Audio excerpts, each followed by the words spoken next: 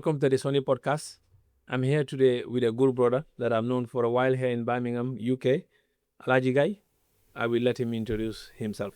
Brother, welcome. Thank you, Mohamed. Thank you, engineer, Mr. Traore. Yes, my name is Alagie Gai, native of Gambia, originally from Bansang. And right now, I'm based in the UK with my family. Okay, thank you, bro. We say Bansang. I thought you were from the Fana villages. Yes, you could say, yeah, I was born in Bansang, Okay. Bansang Hospital, actually. Yes. And I was born and bred in Bansang, Okay. but our village was Kerinjaga. Okay. It's just about 7-8 miles from Bansang. You can walk it even, Okay. so it's not far. That's a Fana area, isn't it? Yeah, that area is not. I don't know whether you heard of Jahanka, Kerisman Boy. Yes. Yeah, that's area, Okay, and we are border to Kasmas as well. Nice. Yeah. Nice. Thank you, brother. So, we want you to talk about your entrepreneurial journey in the UK, things you've done. Since I've known you as an entrepreneur. The business, the container business, bringing goods from France to UK. So you talk about it. I've never known you to have a job. Of course, yes. I did work when I came to UK. I think I've been living in the UK for a while now, over 25 years ago. Yeah. 25 years ago. So my first job was a kitchen porter, actually. Yes, So, I did that too. I did kitchen porter for 3 years, and I was working for one company called ICL, and it was bought by Fujitsu. Okay. It was a very big company, and that's where I started my first UK job. From there, been to like a waiter, and I've been promoted to a bar supervisor, and manager. So yes, I've worked actually in different departments in the UK before I start my journey as an entrepreneur. Yes. From kitchen porter, as I said, I was a bar supervisor and then a catering manager. I worked for Aston University as well as an assistant manager. Okay. In the catering side. So my last job was with Greg's, the bakers. Yes, Greg's, yes. I was a manager in rugby as well. Okay. So yeah. So that was like 2010. I stopped. 2011 I started working for myself. Okay. And my first job was in Westwood Heath Road. Westwood Heath Road. Okay. Oh, Westwood Heath Road over there. Yes. Yes. Alumrock. Okay. Yeah. So you've never looked back in terms of employment? No. Since I started, I've never looked back. Alhamdulillah. So when I knew you were at the shop in just off Soho Road. That's where you were. And now you are on the other side, towards the Saddam Hussein Mosque, where that is. What is the name of that road? Heathfield Road. Heathfield Road. So yeah. So Gambian African shop. At the moment in Birmingham, I only know you and Tumane. So there's only two. There was another one in Aston as well. That one doesn't work. That one's closed now. So the question is, given the number of Gambians you have here in Birmingham alone, don't you think that we should have one, bigger stores, or two, more stores? Okay, to start with, I would just say what makes me go to African foods to sell Gambian or Senegambian communities. Yes. What inspired me? It was some time ago, like 2008, 2009. Yes. I was living in around Alumrock area, and I brought some stuff from Gambia, and this was like few stuff I tried. Yes. And I was selling back in my garden at my set. So when I started doing that, I seen people driving long ways, and this was like 2012,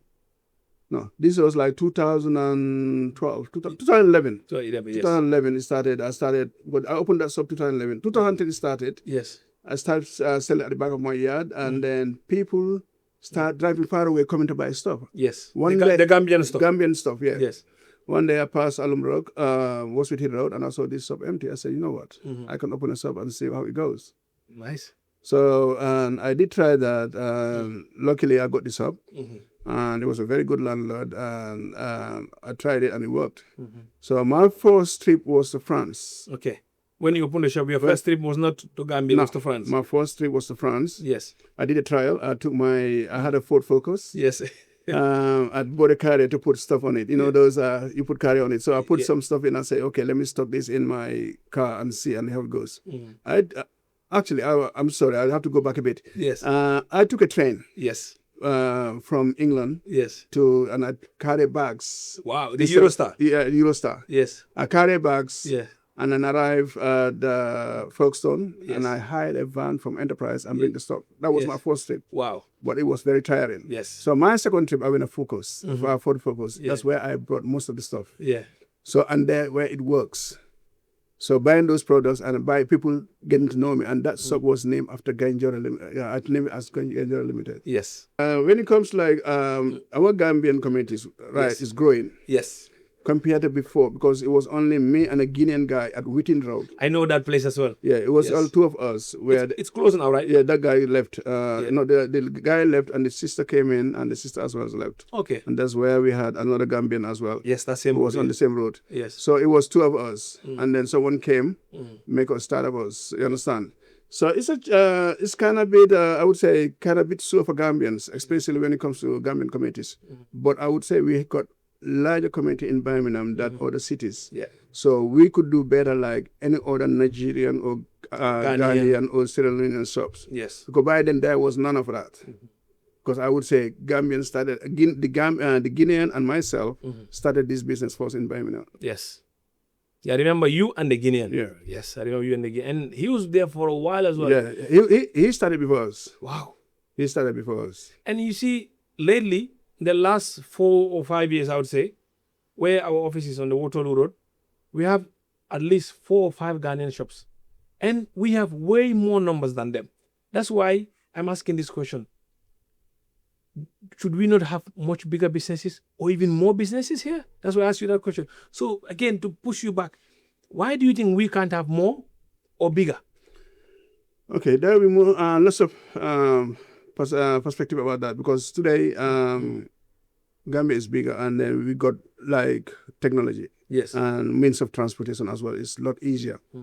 And Gambians, I would say they would be a bit of labor or they wouldn't take a risk when it comes to this kind of stuff. Yeah. Because at the end of the day, when you're doing business, especially in a foreign land, Yes. there's a risk Yes. and there's advantage and disadvantage and there's a risk as well. Yeah. So, but the Gambians wouldn't go for that. Yes.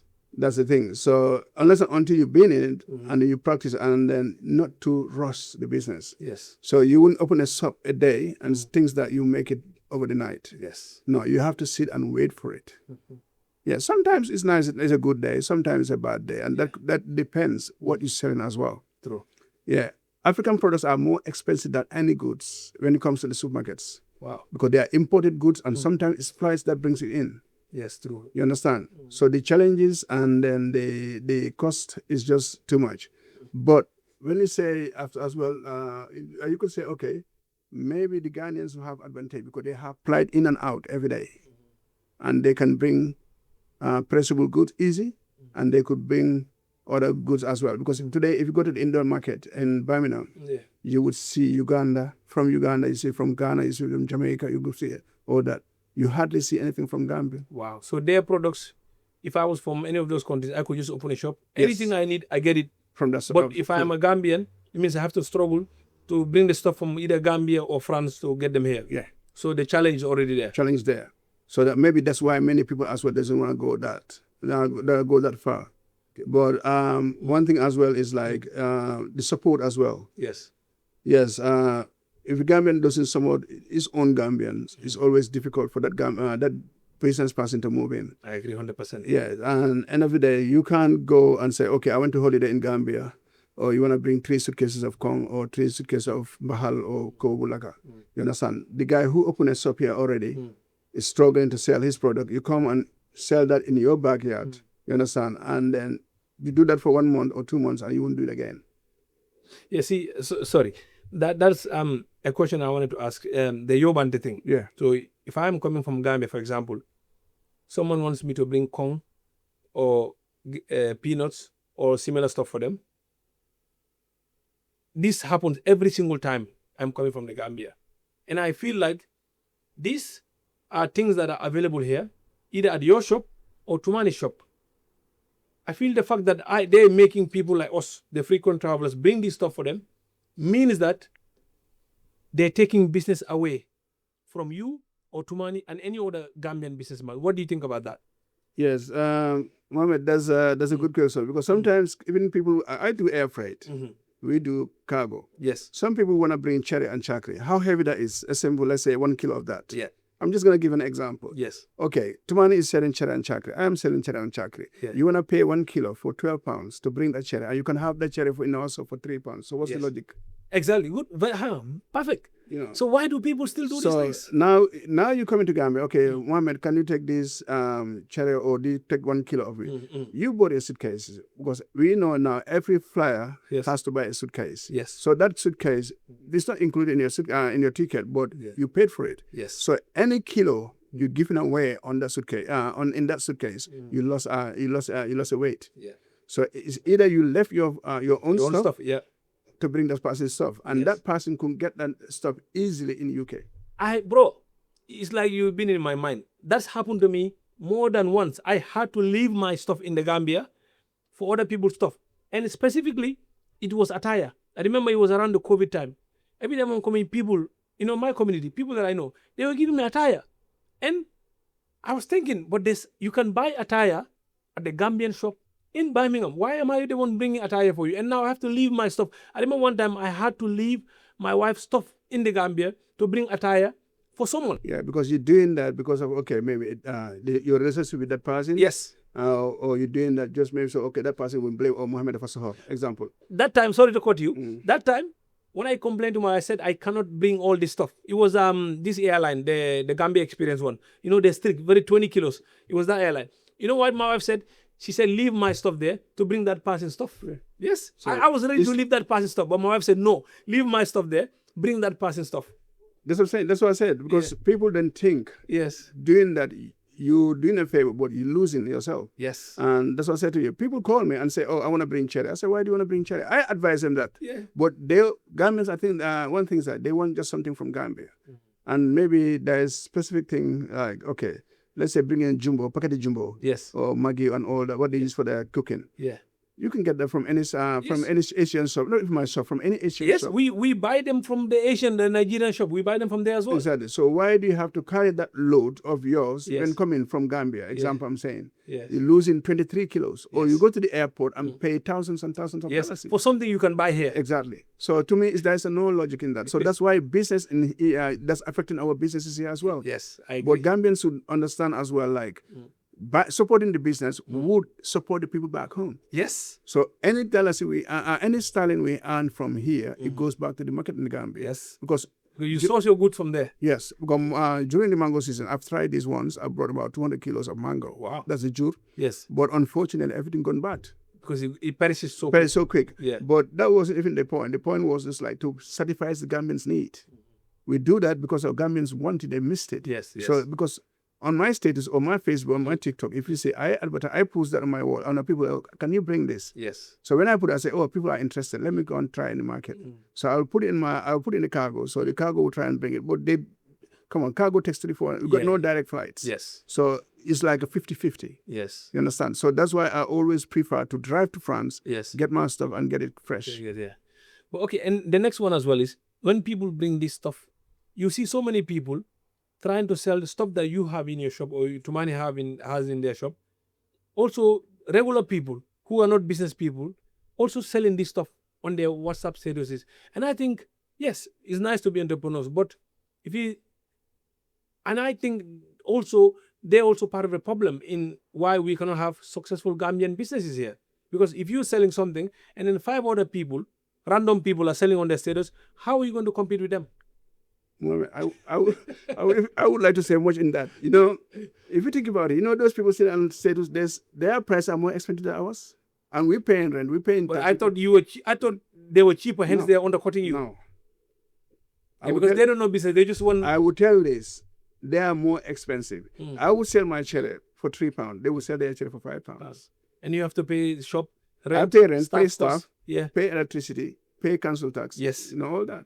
And they don't have to pay anything. No. Apart from just getting the goods here. That's what I'm saying. Those ones are affecting many of the Gambian businesses because of what they think that, making that fast money. But actually, it's going to be like a seasonal as well. They will just for some time and stop.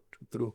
And then that would discourage many people doing the business as well. That is true. That is 100% true. I agree. So I guess we need a mindset shift in understanding these things, that in thinking about the bigger picture, thinking about we need to make sure we as Gambians have businesses that are successful. If you look at Smetic here now, where we are, we have so many Gambians, Sarahules and Mandinkas and Fullers, and yet I can only point at Tumani's shop in the area, and yours is just a little bit out. And I think that's, for me, I find that to be a problem. Yeah, it's a big problem, as I said, because our Gambian community is growing largely. Before you know, we got events here. Yes. See how many Gambians come into the events. Yes. Have your event. Yeah. It's fully part. That tells you there's Gambians in the community. Yes. So supporting Gambian business would take the Gambian business another level. True. And I would say, okay, I would advise this to Gambians. Open a shop. Or, okay, do a business. Yes. Even if you can do like a high scale, do a low scale. Maybe on a TikTok shop. I don't mind people doing TikTok shop, but put it on the right path. Yes. You Play understand? fair. Yeah, play fair. You understand? Yes. Because something has to start somewhere. Everyone has to start somewhere. Yes. So you can start that and say, and there's a benefit. It's benefiting you, and then you can move to the next level. Yes. But don't just start something and then next day you just stopped. Or I'm just doing this to stop this guy to make this. Yes. Maybe that's not the intention, but that's actually the result. Yeah. Because so many of them are doing it. They don't intend for Gai Njorro not to progress, but inadvertently, you struggle because people that are supposed to come buy from you don't go to you anymore because they're buying from their friends who are selling it on WhatsApp. So And even the WhatsApp is more expensive than mine. yeah, exactly. And I didn't even know that. I will tell you one story, one experience I had. A customer, people will say, okay, some soft goods are very expensive. Yes. And surprisingly, this customer came and somebody came, say this. So people said that you're expensive. I said, no, I'm not. And then he checked my stuff. I said, oh, you way cheaper. I said, why did you say that? I said, I've seen people selling stuff and the price they're selling is crazy. I said, shops are different, like local. Yes. Because local people, I would say maybe is homemade. The energy made, the energy done into trade and all that. Maybe bring it by suitcase as well. Yes. That adds you up. But that you can't compare it to such prices. I said people would think that shops are expensive, but shops are not very expensive. Expensive, yes. True. Very true. That's true. And so, and in terms of restaurants as well, we don't have, as far as I know, we don't have any Gambian restaurant. There was only one that used to be by you. Pink Kitchen. Pink Kitchen. This is another thing as well that kind of pains me, that we don't have Gambian restaurants here. Yeah, it's sad moment, to be honest. And if you think about it, if you go around Birmingham, how many Nigerian, Ghanaian, Fritonian restaurants you see? There's about 4 Ghanaian restaurants on Waterloo Road, where our office is. There's about 4. That's the ones you know? Yes. Because they all started, but this is just one road. 4 Ghanaian restaurants, one road, near our office, one road. My guys, they buy food from there. Okay. Yeah. So can you imagine? Yeah. That's only there were 4, and there's more into that. Oh, yes. Nigerian, Fairlian, and all that. So these are things as well Gambians should look into, because we got good cooks. Oh, yes. We got more people with skills. Let them go out there and say, okay, I can do this. Today, go to London, that Easy Kitchen. Easy, yeah, Ibu, yeah. When you see Ibu's business, Yes. you think, Alhamdulillah, it's just like Nando's. Yes, 100%. The food is good, and Yes. you just want to go and eat because this is what you know, and that's what our kids need to know as well.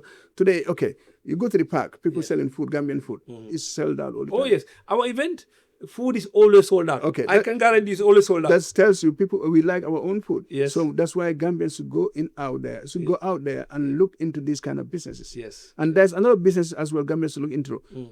All these Sudanese making this churai, all this stuff. They should start they should invest all in that. We need businesses in England. I agree. Especially all over England. So because these businesses help our kids. Yes. And to know that we can do this, because the Asians are doing it. 100%. They bring their own business and their kids take over. Yes. Today, to the next level. Today, if I'm off here, my kids will maybe want to be an soldier or we want to be an entrepreneur, accountant or whatever, doctor or whatever. Yeah. But they wouldn't even go good. None of them took my route. Yeah. No one is thinking to do a business that I'm doing. But we need to change it because the Asians, their kids, when you go, you see the kids already in the shop. Yeah. Taking to the next level. Yeah. There are shops that we used to go to. Was the parent we see now, is the kids that we see there. Yeah. So why can we not emulate those same things? That's what we need. That's what government has to look into because we are growing, and our kids who are born in here, especially, they might be going back, but it's not just now. Unlikely they're going back. Exactly. I've seen one of your videos. Yeah. Just stating that. Because most likely they won't go back. They won't, because this is their home. This is their home. This is what they know. Yeah. They will either buy a house here, marry here, and settle here. Yeah. So these are the businesses. Nobody wants to work 9 to 5. No. Because with AI and technology, it's gonna take a lot of those jobs away. Exactly. So we have to put in this in place, like start our kids to know that we can do our own business here. Absolutely right. So we don't want to make this too long, because we want you to come again and again. We have more topics to discuss with, but there's one I want you to talk about. So you are in the container business as well, sea freight.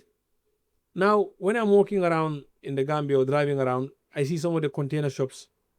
It breaks my heart. Some of the stuff that they ship to the Gambia, I keep thinking, these are wrong. You should know no one is going to buy this in the Gambia. You're just importing rubbish into the Gambia. So what are your thoughts on that as someone in that business? Yeah, yes, we have seen lots of that. And then with the environmental health and climate change, it's affecting Gambia. Today, you would see litter everywhere, or you would say broken fridge, or broken, just on the roads, especially cars and all that. So that tells you, like, maybe Gambia is a bit slack controlling the stuff going into the Gambia. But in UK, they put a law. Yes. So any white goods going in a container to be shipped has to be tested. Fridge, freezer, washing machine, kettles, and all. They have to be tested. They have to be tested. Okay. So make sure they're working. That's a law going in, And even now, there's a new law coming in as well. Before you ship a car, that car has to pass an MOT. Okay, for those who don't understand, MOTs and a yearly test on vehicles that are over 3 years old. Exactly. So make sure they are roadworthy. They are roadworthy, yeah. Okay. So that has to be tested before you take it to Africa, because the West as well, they're trying to control the amount of rubbish going to Africa or other countries, because that helps to control the climate change. So you were telling me the West, that are trying to get rid of their stuff, are putting in laws to make sure Africa doesn't become a dumping ground. Thank you. So, but that's funny, because this rule should be enacted in Africa first. It's African that should stand first and say, no, you cannot bring this, you cannot bring this, you cannot bring that. Because I understand Senegal, you could not take cars that are over 5 years old. So Gambia, as far as I know, we don't have any such law. Okay. If you just look at it, you frequent in Gambia, just look at this. How many cars do you see parked on the road? Oh, countless. And this will be maybe 18 years old or 12 years old cars and all that. And it's all because of, like, the cars would be bought from anywhere and brought to Gambia, and it would maybe driven for 2 months, 3 months, it's packed. Yeah. Because the person won't be able to fix it, or won't bother to fix it.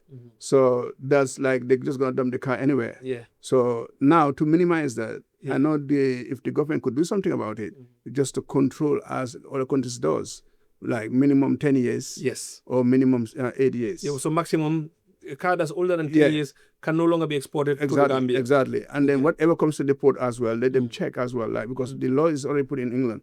So you can send a car without an MOT, example, and you can send fridges or whatever without tested. But is that being done? The fridges and the washing machine, is that being done? Do you think that's being done? In Gambia. Yeah, who's responsible? If I found a fridge somewhere on the road, I gave it to you, or bought a cheap fridge somewhere, who's supposed to test? I am supposed to test, or you, the guy controlling the shipper?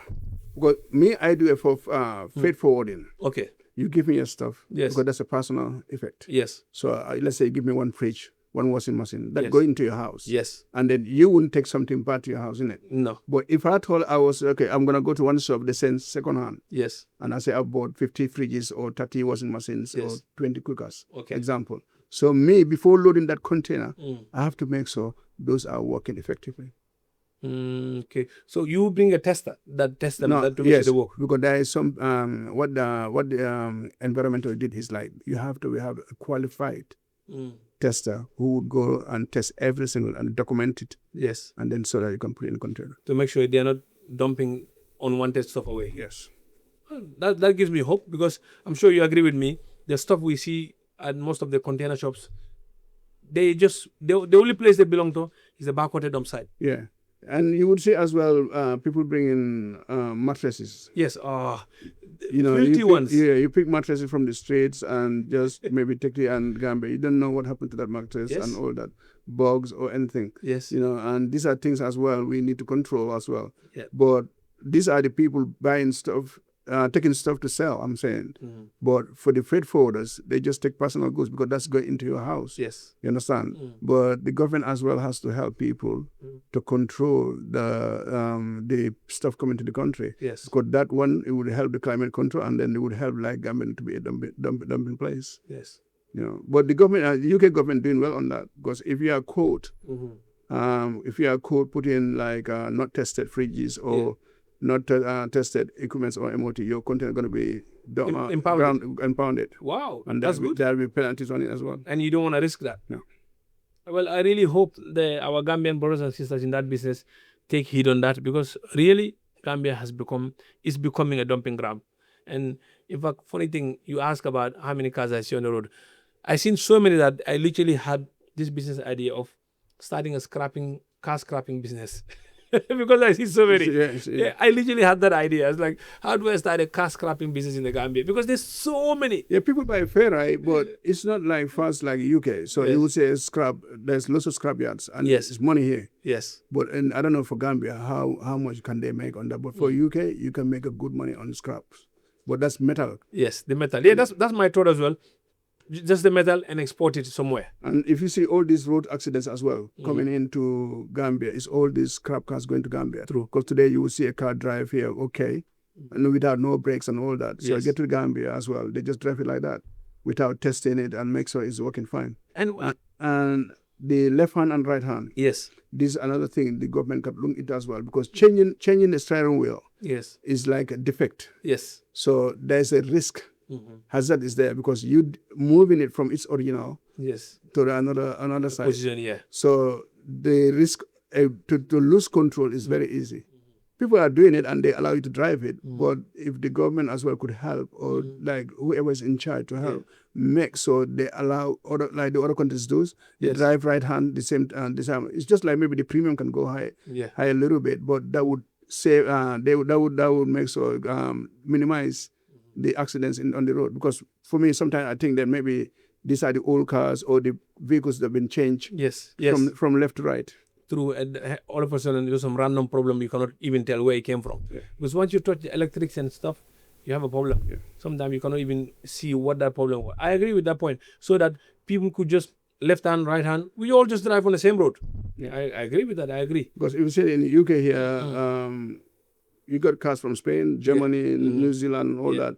But the only difference is that maybe you, if you're a UK driver, you got a UK car, your premium, your insurance premium will be cheaper than the imported one. Makes sense. It makes sense. Brother, thank you so much for this. Thank you for coming. And we hope this is the first of many, many conversations. We have so many questions, but because we don't want to make the podcast too long, we wanted to come back again and share more wisdom with us and teach us. Thank you so much. Yeah, we planned it for a long time, but God decided today. It was supposed to be in the Gambia. Yeah, we had it here. So it's all good. It's all good. Yeah. Thank you for having me as well. And it was a pleasure having you and meeting your technician. Thank you. Mr. Tarawale. And hopefully we're going to come back. Thank you. And we talk about it. Because we need this all the time. Because these are the things that reminds people that we got Gambian businesses, and we can next time when we talk about, and then we can help Gambians as well. 100%. People come to me and ask me ideas. I say yes, if you do, and I started a new business in China now. Yes. Oh, there we go. Exactly. Yeah, there we go. So that's something I can help people as well. Exactly. So you have experience in that. Yeah. So these are Gambians can do much in abroad. Yeah. So I agree. Definitely next time, so we can talk much about. I agree. Thank you so much, bro. It's always a pleasure talking to you. Always a pleasure talking to you. Because every time I talk to you, I'm not saying it because you're sitting here, but every time I talk to you, I learn so much. Because you've been there, done that. Thank you. You've been there, done that. Thank you. Thank you so much, brother. Thank you. Thank you. That's it. Assalamu alaikum. Thank you, bro.